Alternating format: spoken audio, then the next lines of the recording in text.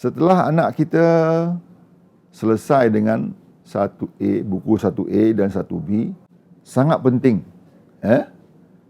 anak-anak kita mengikuti buku yang selanjutnya, iaitu 1C.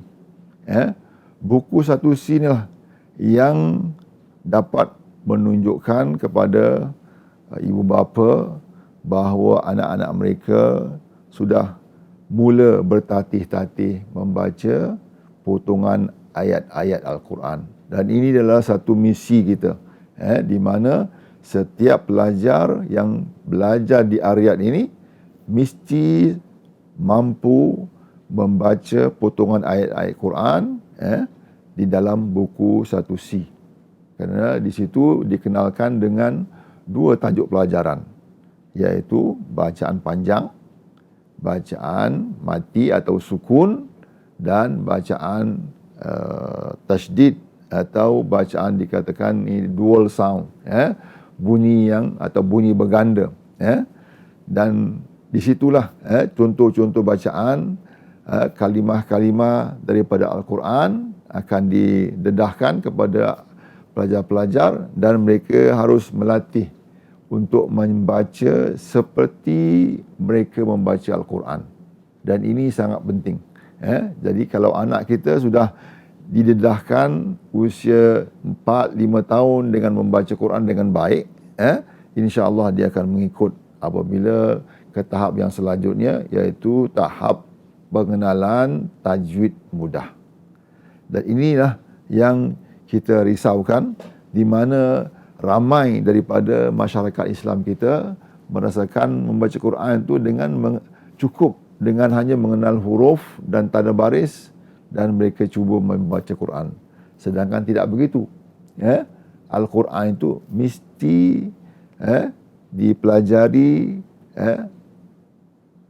peraturannya, bagaimana kita dapat membaca Quran sebagaimana yang Allah mahu kita baca, sesuai dengan firman Allah Subhanahu wa taala, a'udzubillahi minasyaitonir rajim wa rattilil qur'ana tartila. Bacalah Al-Quran dengan tartil, iaitu dengan bertajwid, dengan perlahan-lahan, dan menerapkan segala hukum-hukum bacaan bertajwid, iaitu sebutan huruf-huruf Al-Quran daripada tempat keluarnya huruf, dan memberikan sifat-sifat kepada huruf-huruf tersebut. Dan ini menjadi cabaran kepada kita, bukan hanya untuk membaca Quran setakat untuk kita membaca dengan bunyi-bunyi Arab, tapi kita membaca Quran dengan peraturan dan undang-undang yang sudah ditetapkan oleh Allah Subhanahu wa taala. Kerana dalam surah Al-Furqan, tak silap saya, ayat yang ke-32, Allah sendiri membaca Quran dengan bertajwid, warattalnahu tartila. Kami membaca Al-Quran, membacanya iaitu Al-Quran dengan tartil. Jadi kalau Allah sendiri membaca Quran dengan tartil, kenapa kita membaca Al-Quran tanpa bertajwid, tanpa tartil? Dan inilah yang fenomena yang sedang dan akan berlaku apabila anak-anak kurang faham atau pelajar-pelajar kurang faham tentang pentingnya dan utamanya kita membaca Quran dengan bertajwid, kerana sesuai dengan sabda Rasulullah SAW, barang siapa yang membaca Quran, man qara'a alladhi yaqra'ul Quran wa huwa mahirun bihi ma'as safratil kiramil barara. Barang siapa yang mahir membaca Quran, mereka akan bersama-sama para malaikat yang berbakti. Dan satu lagi hadis yang mengatakan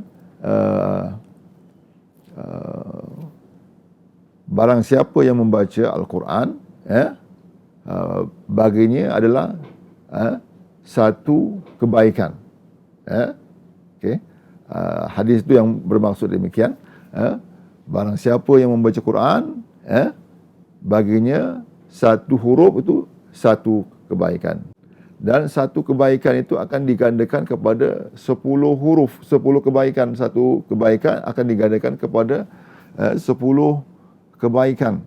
dan tidak akan berlaku bergandaan ini atau digandakan kepala 10 ini apabila sebutan huruf-huruf Al-Quran tidak betul, kurang tepat dan sebagainya.